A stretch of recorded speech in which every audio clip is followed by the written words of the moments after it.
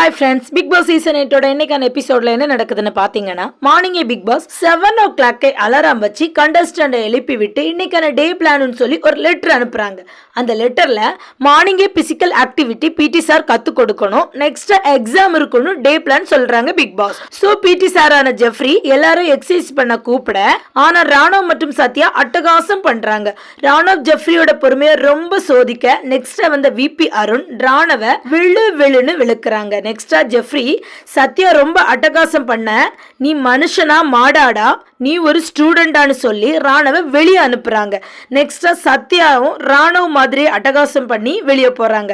அதுக்கப்புறமா லேட்டா வந்த விஜய் விஷாலும் பிசிக்கல் ஆக்டிவிட்டி செய்யாம ஓபி அடிக்க விஜய் விஷாலையும் வெளியே அனுப்பிட்டாங்க ஜெஃப்ரி. அப்புறமா தொடர்ந்து எக்ஸசைஸ் மற்ற ஸ்டூடெண்ட் பண்ணிட்டு இருக்காங்க. மொத்தத்துல சும்மா இருந்து ஜெஃப்ரிய சுரண்டி விட்டுட்டாங்க. இன்னைக்கு இல்லைன்னா நாளைக்கான ப்ரோமோல ஜெஃப்ரி வெடின்னு வெடிக்க போறாரு.